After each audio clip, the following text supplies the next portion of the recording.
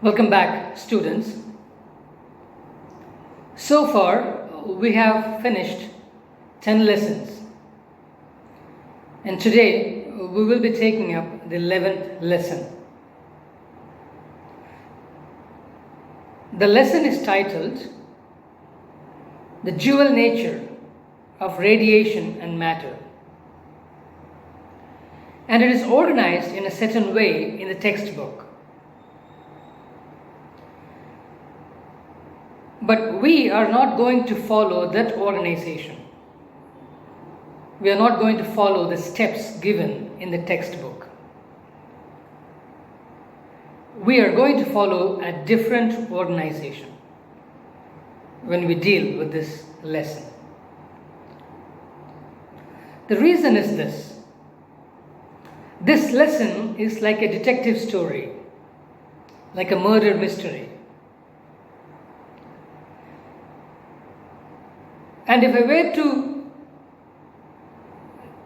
discuss this lesson with you from step 1 to step 2 to step 3 to step n, then you may not understand all the steps as they are laid out to you. But usually what happens in a murder mystery or a detective story is this. Once you know the climax, then it is easier for you to follow the details of each and every event that leads to the climax. So that is exactly what we are going to do now. We will focus first on the climax. And once we know the climax of the story, then you can come back to the individual events, individual steps that led to this climax. This is how we are going to organize it. So let me give you the climax first.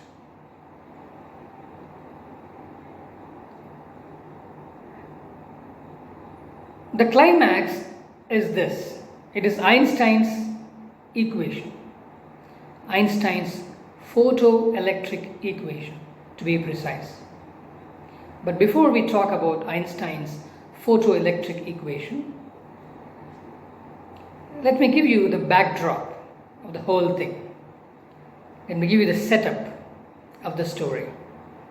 Then I'll give you the climax.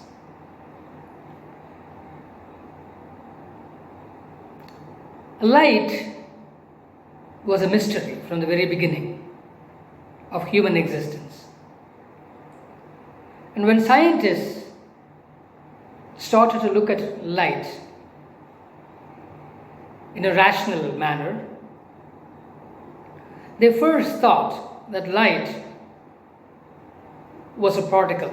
It had particle nature. Particularly, scientists like Newton were great proponents of the theory. It's called as a corpuscular theory of light. Corpuscle means particle, so light travels like a particle. And that is the premise of the corpuscular theory of light. As I said, Newton was a great proponent of this theory, and many scientists believed that light traveled as particles. But then there were some phenomena which did not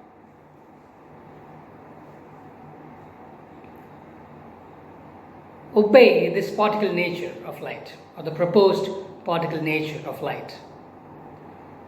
Those phenomena you have already come across, like the interference of light, the interference patterns that you saw in Young's double slit experiment, and then diffraction of light, and then polarization of light. These things could not be explained with the corpuscular theory of light that Newton and others proposed. Christian Huygens, as we saw in the previous lesson, was a proponent of the wave theory of light, But when he proposed at first, nobody took him seriously. But then, that theory was used well to explain the phenomena that we just talked about: interference, diffraction, and polarization. So these things could be explained with the help of the wave theory of light. So it came to be established that light was a wave, and particularly the Maxwell's equation. When you manipulated those equations given by Maxwell,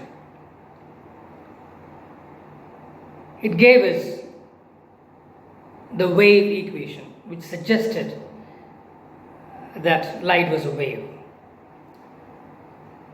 So all these things together established light as a wave, and scientists thought that the matter was settled, that light was a wave. So all was well for some time. And there were other experiments, other phenomena that people came across, which could not be explained with the wave theory of light. There are a couple of phenomena which are very famous, and they are the photoelectric effect and the Compton effect. And these two things could not be explained with the help of the wave theory of light. You are not studying about the Compton effect, but you are studying about the photoelectric effect. Okay, what is photoelectric effect? Well, you have a conductor, you have a metal, let's say. Then there are electrons inside the metal. They are moving around in all different directions because of thermal agitation. We know that there are free electrons in a metal, and those would be moving around because of the thermal agitation. But none of the electrons come out of the metal. Now why? Inside they can move around. But then when an electron tries to come out of the metal, then what happens is that the metal no longer remains neutral. Then a part of the metal, or the metal actually becomes positively charged, and then the electron is negatively charged, and the metal immediately will pull it back into itself. So it is usually difficult to get an electron out of a metal as is without applying an electric field or something. In an ordinary metal, even though the electrons are moving in all different directions, none of them come out of the metal because of this nature. Because when they try to come out, the metal becomes positively charged and attract the electron back into the metal.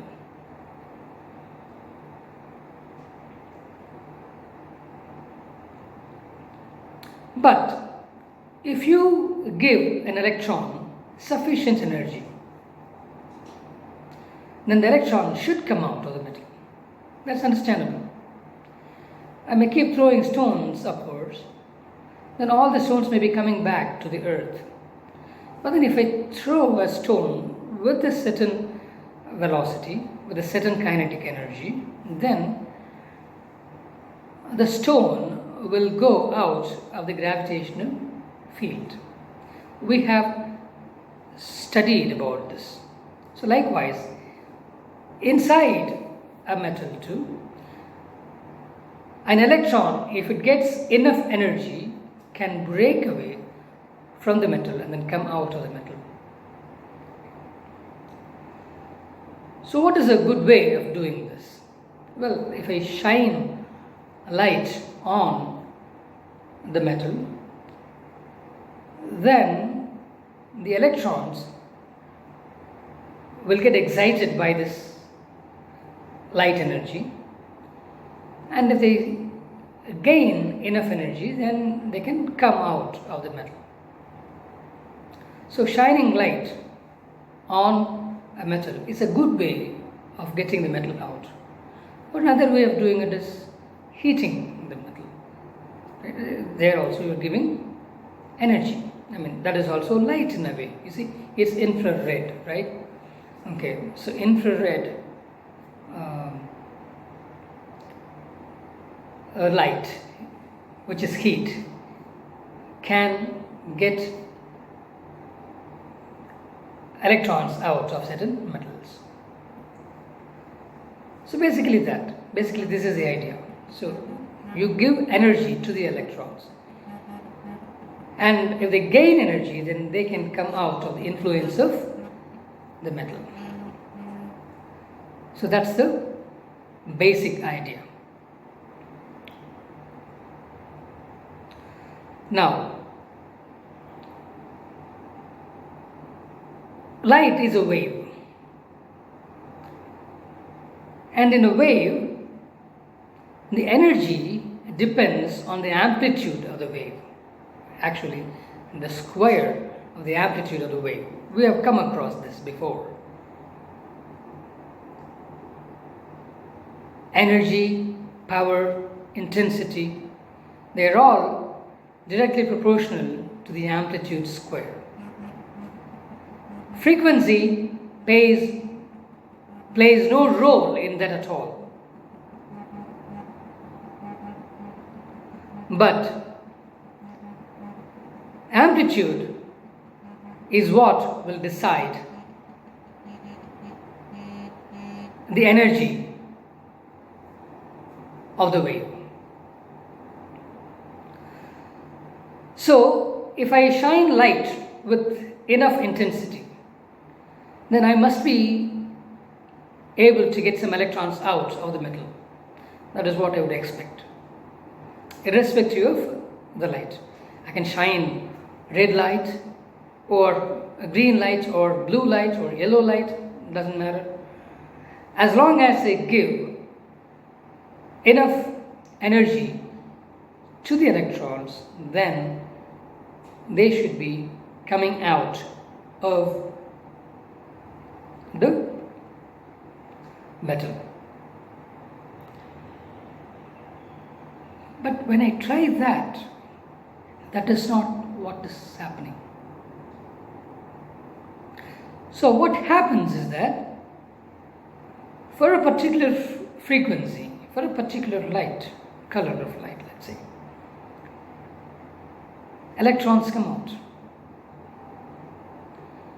And for frequencies above this frequency, electrons come out. But electrons do not come out for light with a frequency which is lower than this threshold frequency. So let me put it this way. Suppose there is a metal. And let us suppose also that for the green light, it starts emitting electrons. And when this happens, if I shine blue light, the electrons come out, because blue has a frequency greater than the frequency of green. But if I shine a red light with whatever intensity, the electrons do not come out of the metal. This is baffling. Why should this happen? All it requires is energy. All the electron requires to come out is energy. And I'm trying to give it with red light, but it doesn't come out. If it starts coming out from green, then for any color which has a frequency greater than that of green, electrons come out. But for all other colors which have a frequency that is less than the color green, whatever be the intensity, whatever be the energy with which I shine that light, the electrons do not come out of the metal. So this is a photoelectric effect. You shine light on a metal, then electrons come out. So that is photoelectric effect. But then this happens for a particular metal, for a threshold frequency and above, but not for frequencies below the threshold frequency. But that should not be happening, as we just discussed, because, as we know, the energy of a wave depends on the square of the amplitude of the wave, not on the frequency of the wave. So, the wave theory of light could not explain the photoelectric effect satisfactorily. Compton effect is something similar. So, how do you resolve this? Many people tried to resolve this issue, but they could not succeed. Then it was left to Einstein to solve this problem. Einstein said this: stop treating light as a wave and start treating it as a particle. He said that each particle of light comes with a quantum of energy, a specific amount of energy, and that depends on the frequency. If the frequency is high, then the energy of the particle is also high. And he called those particles as photons. So the photonic energy depends on the frequency of the light. For example, if you take red, it has a range of frequencies. And for each frequency, imagine there is a photon. So in red itself, you have many different photons, and each photon will have its own energy level. And this thing will be this, the idea is the same for green, for blue, for yellow, and in infrared, or for ultraviolet light and X-rays, everything. So all these things have different photons, and each photon will have its own pocket of energy, an amount of energy. The photon is like a pocket of energy, and that amount of energy, as I just said, depends on the frequency of that light. So when this light, the photon, when it falls on an electron, the electron absorbs the light completely. It gets all the energy of the photon, and it tries to move away from the metal. Clearly, it has got energy now. So that gets converted into its kinetic energy, and it just tries to move. If the energy of the photon, of the electron, is sufficient to break free from the metal, then the photon just comes out. If the energy is more, then it breaks free from the metal and will also have some more kinetic energy. So the total energy of the photon is broken into two parts. One part is used to break free from the metal, and the other part goes to its kinetic energy, the kinetic energy of the electron. So it's like this. Suppose this is the electron which is in the metal. So my fist is a photon. If I have a photon which has a lower energy, then what may happen is that it will knock off this electron. And if the energy is not sufficient, then the electron will not come out of the metal. But if it is sufficient, just sufficient, then it may just come out of the metal. At the same time, if the photon has a lot of energy and hits the electron with with that energy, then the electron that comes out of the metal will also have some kinetic energy. It will fly. Okay? So it will come out of the metal, and then it will also have some kinetic energy. That depends on the energy of the photon which hits this electron and gets absorbed by the electron. Okay? So this is what is called as the Einstein's photoelectric equation. It equates the energy of the photon with two things. One is the energy, the minimum energy required to break free from the metal, and the excess kinetic energy it will have. So the excess kinetic energy plus the minimum energy required to break free from the metal should be equal to the energy of the photon.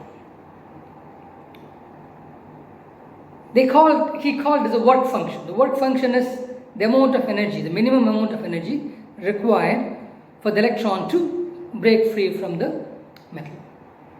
So that's a work function.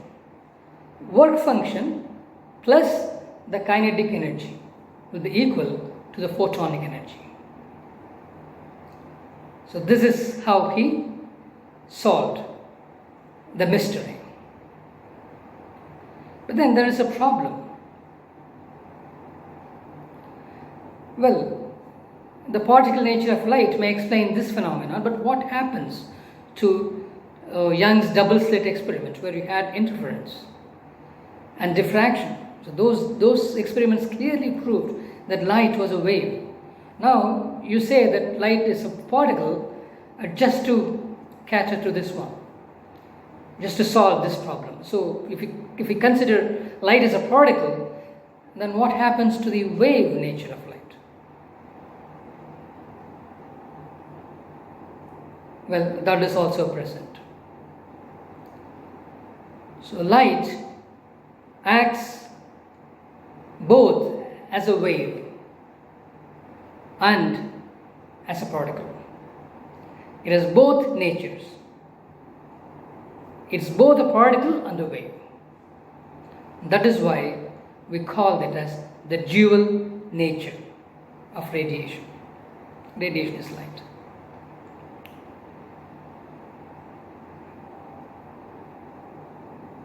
Then the question is, how do you know in a particular instance whether light is going to behave like a wave or a particle?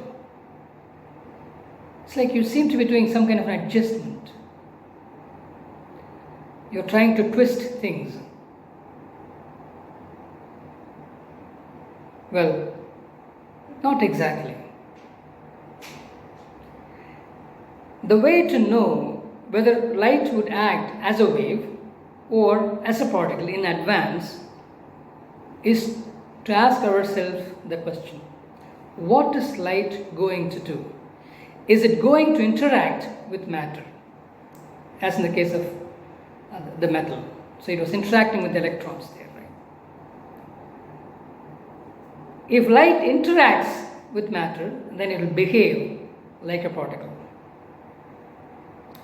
If it does not interact with matter, then it will behave like a wave. So each and every place where light interacts with matter, it will behave like a particle. And each and every place where it doesn't have to interact with matter, then it will behave like a wave. This is the simple rule, to know in advance what you should do, to figure out what's happening.